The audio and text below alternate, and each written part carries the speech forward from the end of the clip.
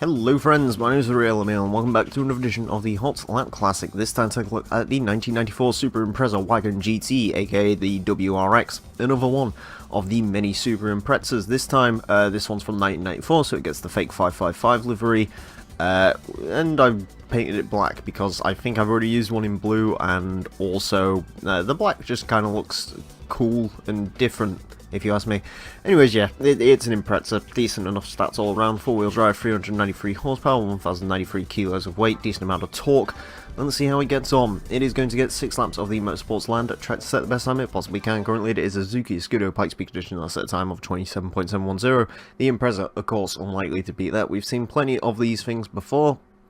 Rough guesstimate for this car, probably 30.3, but it could break into the under 30 clubs. I don't believe any of these GT models have done so yet. Usually the GTs do end up around the 30 well, anywhere between the start of the 30 range to about a 30.4. I think might have been the slowest Impreza we've had so far.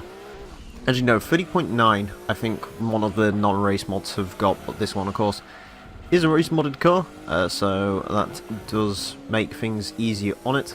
First flying lap out, yeah, 31.053. There's not really a whole lot more I can say about Imprezas and this course anymore, is there really? We've had so many of them, there's so many of them to come, and yeah, I'm not bored of them because they're quite refreshing cars to drive, especially if you've been driving some of the slower cars in the game, or like a real-world drive car or something like that. You know, it is nice to come across these Subarus and just have some nice all-wheel drive fun, because they are all good cars.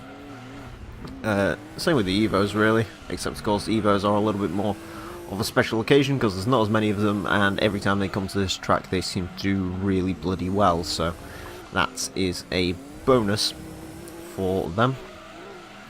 30.8 so far, not amazingly well.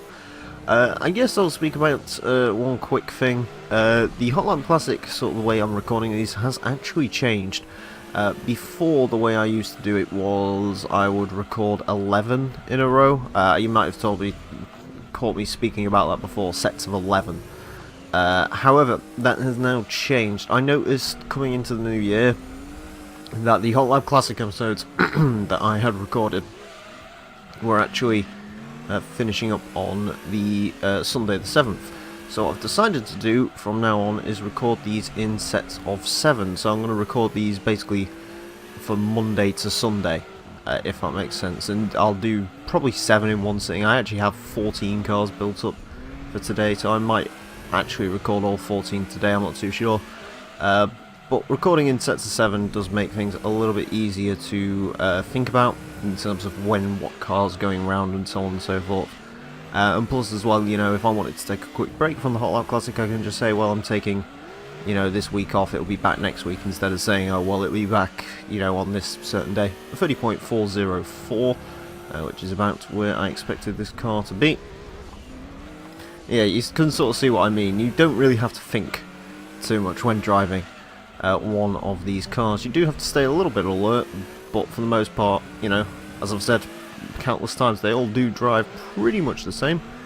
Of course, this one being the wagon does mean it is slightly on the heavier side, so it's not going to be quite as quick as the saloons. We're going to get a big old slide through there, and the final time for this car is a 30.404, which is pretty much where I expected it to go.